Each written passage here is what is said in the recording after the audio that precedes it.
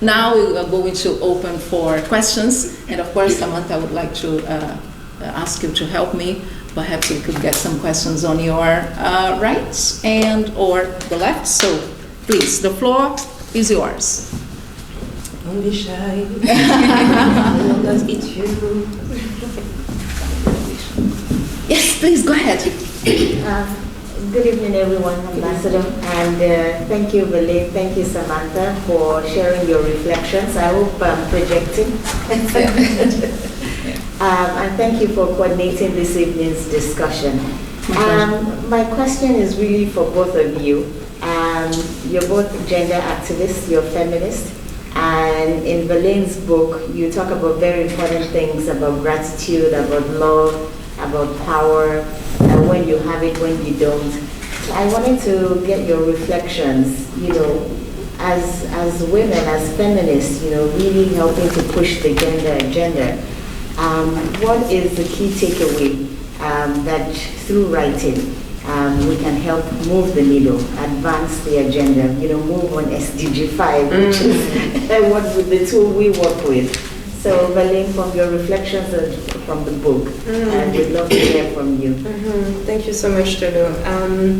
I think as an activist, I had to come to terms with even the word activist, because I didn't realize that I was an activist until I was called an activist. And I think there's power in owning a narrative and in just saying, this is what I or we, because the feminist space is very collective-centered. This is what we believe in, at least for the advancement of women and young people, and making sure that we're using words and the tools to advance that mission and that vision. And words are powerful, the way that we are conveying our messages, the way that we are thinking, before even the word comes out, the thought of it is very powerful. So I think if we're able to mold it in a way that does not necessarily attack the other, because when there's the image of activists, we think, oh, these people, what do they want? Making sure that the other side perceives the message as part of them, and that we're able to break the division between me and them, and that they don't see me as other, but that the message and myself become part of them, and that I become, and they become part of me. It's kind of shifting the playing field instead of having it as a vertical, just shifting it to make sure that we're able to convey in a way that brings people towards the message and not away from it. And Sam? Yes. I think I'll go back again to my own experience. I'm fortunate enough to have grown up in the Rwanda that is Rwanda right now, because it never occurred to me. Really, I never was a thought in my mind that was ever like you're not capable or you're limited in any way. So it was quite shocking to find that there were still things that actually wanted to limit me in a way. And so I didn't think either that I needed a label, because we were all going through these experiences. And then when I got into that, I understood that we have to simplify, because I think we kind of get lost in the complicatedness of education and academia and news, and you start to almost overcomplicate these things, whereas these are lived experiences. Women are going through this. You don't need a big term for a woman to know what's the barrier in her life. So I think our job, as we're in these positions, is really to simplify the words we use, simplify the methods we use, and then let people take them over, right? I like to think about, one of the things I'm really passionate about, and we are as well as Rwanda, is digital connectivity. Really, it's about once somebody has this tool, the cell phone, allows them to transact, to have a business, to have independence. It's all these things that I don't need to come and use heavy digital connectivity words. and I just have to bring the tools and have that, bridge that capacity, and then just empower, but we cannot get lost in big words and meetings that have no fruit, that we never implement. I think that's the biggest scare that I have, that will be in this school. But I think that now that we have the language, which is powerful, to give women language, that what the experience is. But I think we should really, sisterhood, that part of sisterhood is really not just about us sitting together. And discussion is really important. I think we should have that. But more importantly, we should just pay it forward in the simplest, easiest way possible. Thank you both. Thank you. Thank you. Thank you for your question. So we have any... Yes, please go ahead. Oh, go ahead. Yes. Okay, good evening, Your Excellency, Ambassador, Deputy Ambassador, and my good friend, and my dear sister, Therese, and all of friends. This is my second time invited by my good friend, my dear sister, Mary Berlin. And I know her through the Ambassador Tete Antonio. Angola, right now he's the minister. Yes. So you are his secretary. So that time I thought, oh, this beauty girl, I don't know her very well. But when the first time she published this book, I'm surprised. I was like, oh my goodness, this girl is so talented. So yeah, today I have two questions for you. First questions, because I already wrote 4 books. It's one's interview UN ambassador spouse, and another one's 3 books, interview the writer, and also one's a very, very famous monk, and one's my journey, something like that. So do you, because I saw this book, even I share with my good friend, other writer, and they love this book very much. It's not like a long journey, it's very short couple words, but it touch the hearts, catch the points, which this is very beautiful. Do you have a plan to go to other country, promote this beautiful book, and translate it to other language? This is my first question. Second question, what's your next book coming? No pressure. Thank you so much, my sister. And I think this is the beauty of humanity, the fact that Yiling and I have been sisters for a long time, independently of our backgrounds, etc. Because she mentioned that she was with me when we launched Unbound, actually initially in March. She was also present, and thank you to Maman Thérèse also, who's here from Cameroon. To answer your question, Yiling, the first one about the translation in other countries, I'm actually going home in Africa this summer, so I'll be in South Africa actually, South Africa, Kenya, Rwanda, and other countries to engage on the book, because as we know, it started with Twitter. So I have Twitter, I don't like to call followers, but sisters and brothers with whom I interact daily. So when they saw the book was out, they asked me, please, let's have, as we say, sit under the baobab and just talk about it. So I'm gonna go home, talk about the book, about the message of what this is, the love message. I think that's really what it is about. And if you invite me to China, Yiling, I will come. Definitely, okay. If you invite me, I will come. The second question on the second book, I think any writer always writes several books at the same time. To be honest, I didn't think that Unbound would be my first book. Because I had been writing other projects, and then somehow, as I told Monica when we started the conversation, when the student is ready, then the teacher appears. And I think there was a message for me initially that I needed to discover through Unbound, And so as a student, I was ready. And so the teacher appeared. And so I was willing to become a student in my own introspection, to understand how to overcome more, how to nurture hearts that needed to be nurtured. So when is the second book coming? Well, we'll see. When the teacher appears, send him a text, or her, or them.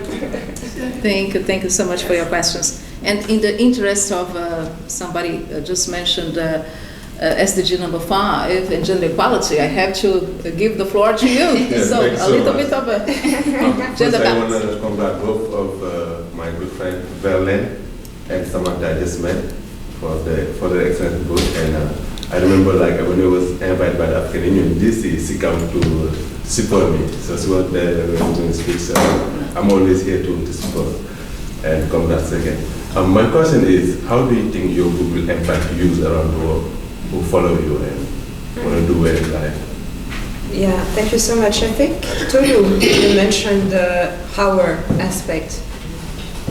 When you have it and when you don't. And I think the world in which we live now is so quick that particularly the new generation that is nurtured only through quick access. I remember my baby brother, who is now 12, he was born with technologies. He could not speak, but he knew how to use the iPad, which application to go to play his games. And that always surprised me, because here is a human being who does not know how to say my name, but he's 9 months old and he knows how to hold an iPad, where to press, where to exit, and how to, but without having had any exposure to life outside of the digital life. And so we are living in this very speedy world where now the online, there's the metaverse, meaning that people are starting to only live online. They put casks and have a house, they have a family, Everything. they have clothes, so you can actually go buy designer clothes online. None of this is existent. It is existent in a digital platform. So if you don't like your life, you just go and sit on the couch and put this machine and create the world of your dreams. And I'm not judgmental, because I believe that you fulfill your desires the way you want to fulfill them, but the problem that arises with, I don't know if I'm, Excellency, I think I graduated youth, huh?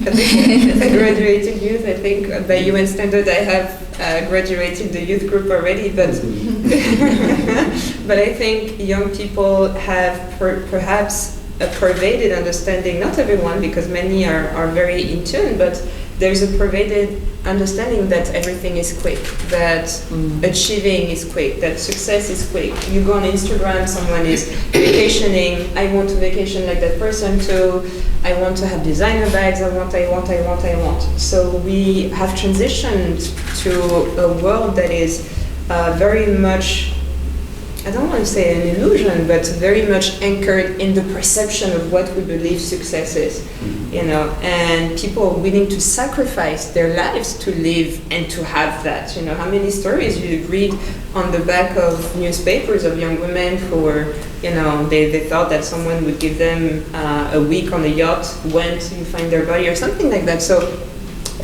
we have a responsibility, particularly for us, the not so young millennials and the X generations and the ones before, to make sure that we convey that reality and responsibility towards each other is much more deeper than just the quick access to things and to power. So to answer again your question, I think that's why I actually decided to transcribe from the digital to paperback the lyrical journey, because everything was kind of scattered on Twitter. If you read the book, it's not in a chronological manner. I actually speak about it in the introduction, because life is not chronological. You go back and forth, sometimes 2 steps ahead, sometimes 1 step backward. And I had to transcribe it in a way that would capture, at least from my perspective, what the essence of journeying through life is. And so I hope that young people, particularly in Africa, because this is of course home, are able to capture that, living. I had one of my cousins who said, digital world is not a paradise, don't think that real life is how we interact with each other. So I think that's the message I'd love to convey and have nurtured. So thank you very much. Sam, would you like to say something? No, Do we have another? Yes. Go ahead. Your question, please. Thank you very much, and thank you, Grayley. I have heard a few questions, and probably the other one, our ambassador will have to say it, because the book is written in very short messages and very clear. And we have been struggling to write short statements. So every time we are told to write short and concise messages. And this book here it takes me back to what we deal with in terms of negotiations. Sometimes we come up with paragraphs that don't make sense at the end of the day. Even they are not easy for the end users. When we're in these negotiations, we put like a whole paragraph which is big. When you read and read and read, you get nothing. But in this book, short, concise, and the message is at home. I don't know, how did you come up with that idea? And then lastly, on every page I'm seeing time and date. Was that when the idea came to your mind and the time, or it's when you put it on paper? I really appreciate it. Thank you very much, and we look forward to seeing you in Rwanda. Thank you. Thank you, my brother Robert. Thank you so very much. I'll start with the last question about the time. It is the time when the thoughts appeared. So some are very early in the morning, some are, late, depending on where I was traveling at the time. So the time is actually capturing my state of consciousness in the moment. So this is, and initially I had not put the time, I had just put the writings, but then I figured, let me anchor the idea into space and time. Why? Because these ideas, when you go through Unbound, you realize that Unbound is a common journey, and I'm sure that for those who've read it, Healing, you've mentioned, feel home with it. Again, I don't want to take ownership of it, although I wrote it, but this is just our common human experience. As I said at the beginning, whatever I go through and experience is what Edward, what Mbai, what Monica will experience, maybe not at the same time, but at least in the same, at least in the journey of their life. So I thought it was very important for me to anchor it in space and time to give it life. And then when it comes to sorry about the conciseness. Yes, the statements. Excellency, I'm happy to share the book for negotiations. I'm joking, no books. But Twitter, it's an exercise. As actually His Excellency, when we were meeting earlier, was telling me about how books used to be so heavy. You take weeks and months to read it, but Twitter is a mental exercise. Initially, because they were only 140 characters, now they augmented it to 240, which is really good, but it's a mental exercise because you have to convey as much information of what you want to share with the recipient of the message in a limited format. So you have to make good use of the 240 characters. It's not even words, characters. You have to make extremely good use of the 240 characters, what the message is going to convey, how is it going to be perceived, and what is going to be the impact of it. So it was an exercise. Sometimes I had to rewrite, drop words, and then think, my idea is lost, so I'll save it in the draft, come back to it once the idea, suddenly pops up. But the conciseness is because of what the platform is about, and I think it's a wonderful exercise, not only for writers as myself, Monica, and Sam, but also as practitioners. When you have to write resolutions, making sure that we actually have that mental reflection. What am I trying to convey? What is the important message?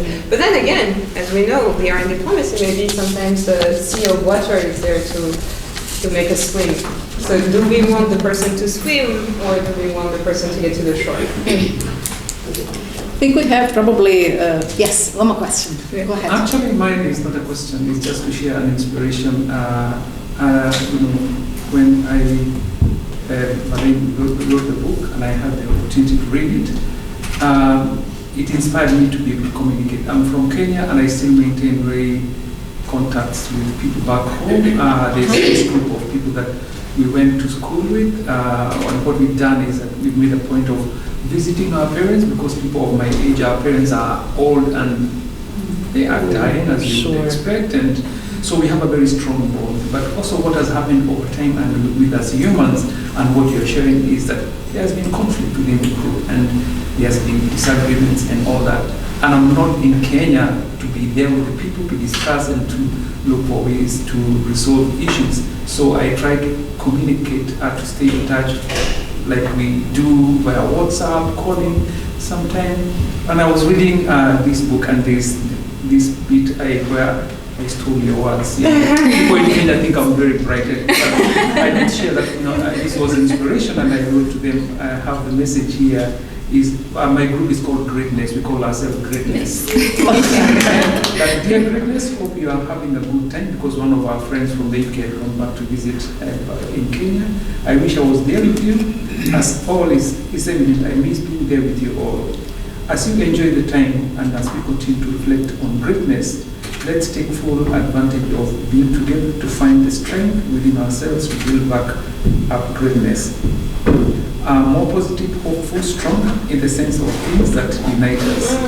I'm sure we will be back up, piece by piece, conversation by conversation, starting with ourselves. The healer is in each one of us. Whatever you have been writing is already impacting on people who will never meet you, but they have met you through me. And I'm hoping that some of them will be able to buy the book because you share that it's available in Kenya. So thank you very much for your thank you. Thank you. Wait, somebody say quickly something. Maybe I'm leaving, but just wanted to thank you so much. I was telling her, because I wanted to meet with her, because I found the whole embassy was telling me about a person. And I don't know why they were in love with her. Because I was asking many questions. What did she do? I couldn't get the answers, but I think I got the answer today when I met with her. And it is so interesting because I haven't read the book, but I just read her mind when she was talking to me. And I just remembered in the university, I took a course in psychology. I don't know how many people, there's what they call theory X in psychology. And so the professor, the first day, he came and he told us, he brought these things you put in your ears, you can see, but you can't hear. And he gave the whole lecture, but nobody was listening. And then he was asking us questions, what do you see? And we all concluded the only thing we saw was a madman. A madman. Means there's no interaction between us and the professor. Now, when I talked to her, I could see that she was trying to imagine what life means. What's the meaning of life? And we just came from the COVID. In Rwanda, when we had the COVID, we had so many shutdowns completely. Now, we learned so much. Because we learned that actually we need hope. We are interdependent on each other. Initially, I was a minister. We thought, we are trying to help others. But then, with COVID, doesn't know whether you're a minister, whether you're a president, whether you're so-and-so. No. We are all affected. And for us to survive, we have to depend on each other. Even at home, it was so difficult sometimes when they tell you to self-isolate and you have kids. Now, how do you isolate from your kids, from your family? What do you do? So there are a lot of challenges that were showing us that we need each other. But this time it's not only the poor countries. No. It's even the rich countries and the most important people, no matter how important you are, everybody was affected. So we realized that actually we needed hope. We're also dependent on each other. And we saw it during that kind of process. And then it reminded me, I told her the story of how we don't realize things, especially when it came to gender. After the genocide, when things had really gone so bad, genocide against the Tutsi in 1994, I remember we had a congress, a party, the ruling party. We were there together, and the president brought us together, just talk about gender, but we didn't know much about gender because the way things were happening in our own culture, the women were always at the back for anything. And in the case of Rwanda, the country that we came to know when we had grown up, it was even more serious. That even in a meeting like this, women would sit at the back. Women, I was telling her, were not even allowed to open an account to bank your own money, unless you get permission from your dad, from your uncle, from your cousin, or from anybody. Who is a man? And it was so bad that it was accepted. So he challenged us. He started from our families. He says, now, in your family, the only thing you want is really to develop and take care of your kids and for them to prosper like anybody else. But the only person that is bringing income for survival is only one person. And yet you have two people who are supposed to be taking care of the family. Why are you punishing yourself? Why can't you empower the two, the man and the woman, to take care and develop a family? And then he came to the country and he said, after the census, we have realized that 52% of the population is women. Okay, the females are 52%, males are 48%. And he said, we've been discussing about growing our economy, development, and everything else. But the only people we're relying on is only the 48%. So if you just remove the people who are still dependent, 20 years and below, and the people who are above 60 years, who are not really, they are getting old, there's a small population that's contributing to the growth of the country. And yet we have the entire population which must feed, which must survive. He said, does it make sense to you that we ignore the women? We all agreed. And then he went through actually the problems that we are having because of that line that is discriminating between men and the women. That's when the whole country started now running and saying, what can we do? Because if we bring everybody to the economic world, then we all grow together. A family will grow together, and also the whole country will grow together. And then that's when we started looking at everything. I remember in that meeting later on when we had a second one, that's when a decision was taken that for decision making, government should lead by example. We should have at least among the leaders, minimum 30% women. And then we started with the parliament, the cabinet, the local government leaders, the institutions of government, the judiciary, everybody. And then we started asking private sector, what are you doing? And then on issues of access to finance, we are just saying, okay, what are the rules? What are the things that are blocking women from actually becoming equal? We said, oh, they don't have access to money.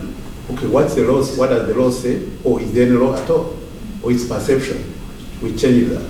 Is there any access to land? No, only the men own all the land, everything. And we change the law about labor, same pay for the same work. We change that one. We just listed so many things. Now, once we change them, and you saw the women coming up, and even others which are psychological in nature, that when a president or a high-level official is coming to address, the women will sit at the back. Okay? Now, it became total confusion when we started getting women ministers and women leaders. Now, you can imagine in a funeral, the women sit on one side, the men sit on the other side. Now, this is a minister. Where does she sit? Now, we started now realizing actually we had a big problem, which we didn't know. Now, we started bringing everybody at the table, mixing, working together, taking everybody almost the same, and we started changing things, and the contribution to the growth of the economy was just incredible. I can't just explain it. You find that the two parents are bringing income on the table. And you are seeing from a family level, from a unit level, people are just growing, educating your children, access to health services, people lining up. You don't just discriminate women. And now, we also made it law in terms of discrimination. And that way then you have to play by the book, whether you like it or not. So there are things we don't think about that maybe we need to sit down because we grow up knowing you have to rush. You have to rush until you find that when you are retired, what have I been rushing for? What has been happening? Okay, you want money, how much is it that you want? How much can make you comfortable? How much is enough? You can't find it. You can't have those questions. You get surprised when someone has billions and billions and he still wants more. And yet you're about 80 years old. So there are things that don't make sense. You don't sit here and discuss. So when I was hearing from her, at least made me really reflect on so many things. And I think that's why the book really helps, First of all, it makes it easier. I told her my children when I was in London, they used to read Metro. Metro because it is short, straight to the point, it's not boring, it's one story after another, and that's why they like Twitter. You just read a short story, by the end of the day you have learned so much. But if you had one big book, the one that we used to read, really now I don't think that anybody can just handle that 500, 600 pages. But we don't sit and reflect and understand that we depend on each other. That life is not really what you thought was life. It's not how much money you have. It's not, there's no barrier between this country and this country or these people. And you know it when you are here and arguing. It doesn't matter which country you come from. It's just the ideas that you can give and then we keep arguing. So I think there is something, I haven't read it, I'm yet to read it, but it's what I'm just gathering from her. And I may be completely wrong, but that's what I'm gathering from her. But I just wanted to thank you so much really for doing this. And I'll take my time and read it.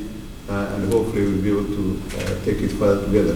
But I thank you so much, and thank you very much for all of you. Thank you, Excellency. Bring one book for ambassador. She gave me one ahead of time. Thank you so much. Thank you. Ambassador Clever. Thank you very much. Thank you so much. Thank you very much. I think we're coming to an end. There will be a time for book signing, but of course, Villela will finish. Yes. Just before we close, because our brother Edwin mentioned about the words becoming his. I think this is what Unbound is about. I wouldn't want for Unbound. I don't claim ownership of it, and I'm so grateful that you're Unbound author. So please, the words are. This is what it is. Once something is out of us, it doesn't belong to us anymore. And so I'm happy that Unbound is part of you too. Thank you. Yes, thank you. Thank you very much. We now go to a book signing here at my left, and also we will have the cocktail there. Please feel free to grab food and drinks and everything. Yes, say again. No, it's okay. It's okay. And I would like to thank you very much. And this book, I would like to finish by saying the ambassador was very wise in saying that we really, if there is anything that we learned over the last 2 years, is that we are interdependent, that we need each other. And this book says exactly like that. We are going to need everybody. So I think this is the spirit of Unbound. And also it's the spirit of this beautiful evening. We are here, and it's now time to meet and greet and continue to, to belong to this strong and very solid and very pleasant. Thanks, Villela, to bring that to us. Very, I would say, friendly union of human beings, of people, of humanity. That's why we are here. So thank you very much for inviting us, and thank you very much for coming. So thank you.